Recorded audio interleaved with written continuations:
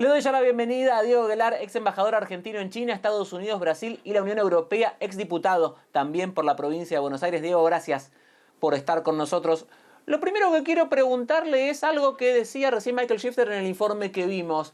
Él dice que Javier Milei ha generado una expectativa, un conocimiento en los estadounidenses como ningún otro presidente en la historia salvo Perón.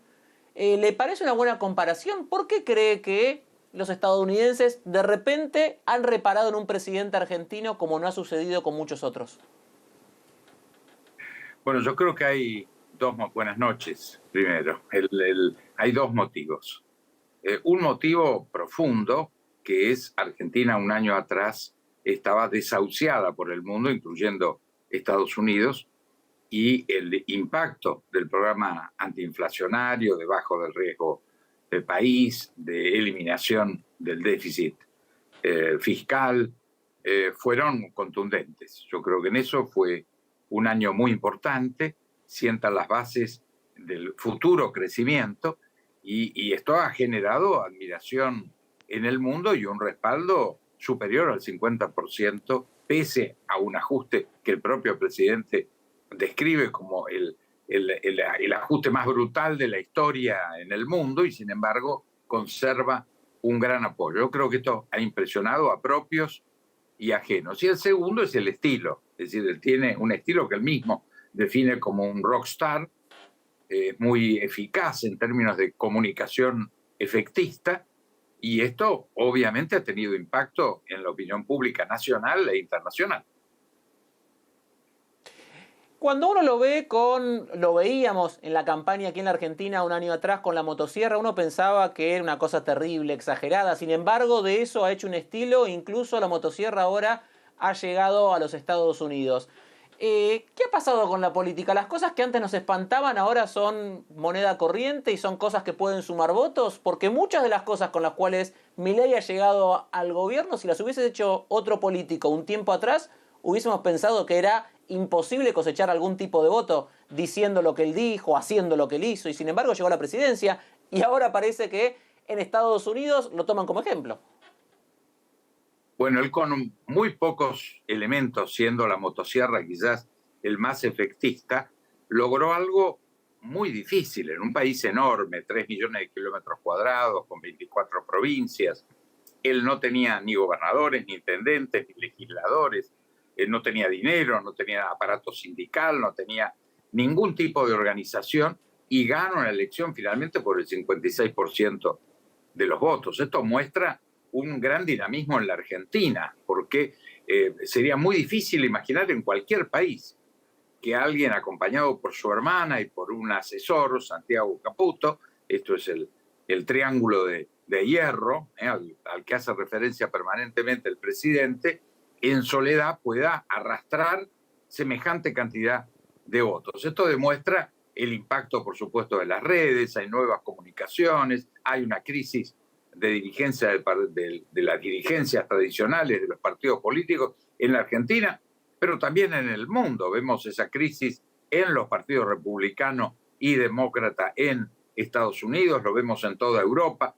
Hay un cambio de era, sin lugar a dudas. Esto es un enorme desafío para la política internacional y además la más tradicional y al mismo tiempo un desafío en términos de que ciertas tentaciones de políticas excesivamente autoritarias, concentradas, populistas, no tengan un efecto finalmente pernicioso. O sea, yo creo que esta es una época muy desafiante, sin lugar a duda, en el mundo y, por supuesto, también en la Argentina.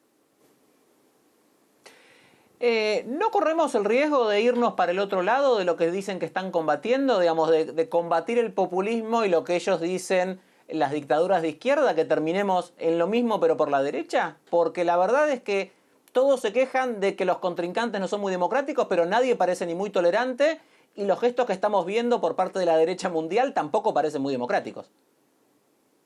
Bueno, hubo un famoso periodista argentino, desgraciadamente recientemente desaparecido, Jorge Lanata, que habló de lo que él llamó y luego se generalizó el concepto de la grieta. Antes lo llamábamos el péndulo, ir de un extremo al otro. Creo que esto, insisto, también está ocurriendo en el mundo. Entonces hay populismo de izquierda y populismo de derecha.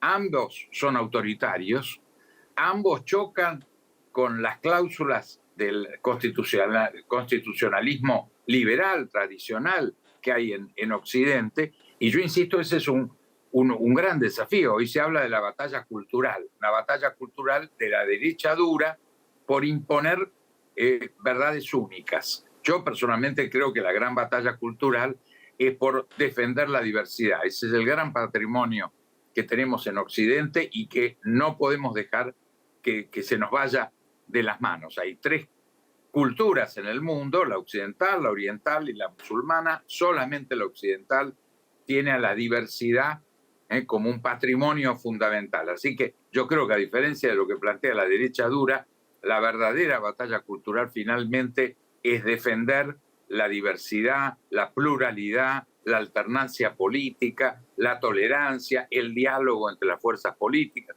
Yo creo que todo esto hoy está siendo puesto a prueba.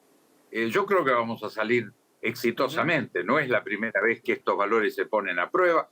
100 años atrás, en la década del 20 y del 30 del siglo XX, lo vivimos cuando las opiniones públicas se habían exacerbado y polarizado entre comunismo y fascismo. Y sin embargo, finalmente, después, desgraciadamente, a un altísimo costo, como fue la Segunda Guerra Mundial, el Holocausto, más de 100 millones de muertos, etcétera, nos costó mucho volver al equilibrio. Esperemos que no tengamos que llegar a estos extremos y que finalmente la democracia liberal y social pueda triunfar sobre estos valores extremos.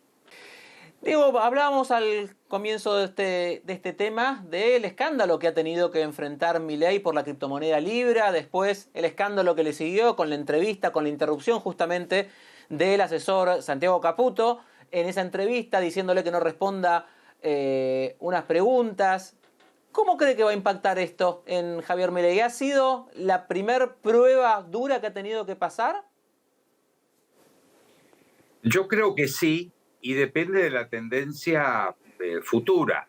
Puede ser una anécdota que se diluya en el tiempo o una constante en términos de una línea de tendencia si el presidente no la puede contener. Yo personalmente creo que es inocente de esta operación, de este escándalo de la moneda virtual, de la criptomoneda, que fue víctima de un grupo de conocidos, de él, amigos.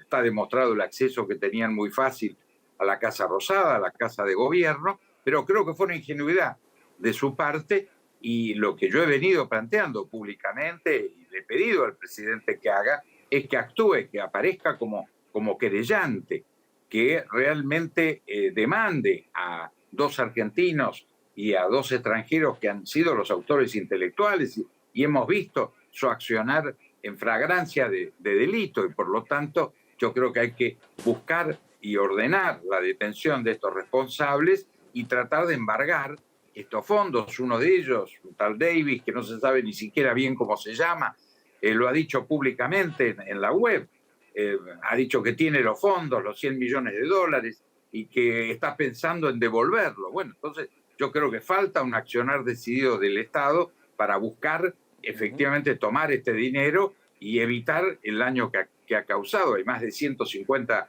demandas de distintos países, Argentina, Estados Unidos, Europa, que están reclamando por dinero. Sí.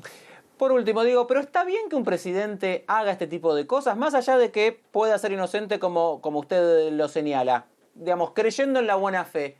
¿Un presidente tiene que hacer esto, promocionar criptomonedas, estar usando sus cuentas personales? Digamos, ¿no termina siendo, dañando la investidura? ¿Un presidente no está para otras cosas más que para estar promocionando criptomonedas por las redes sociales?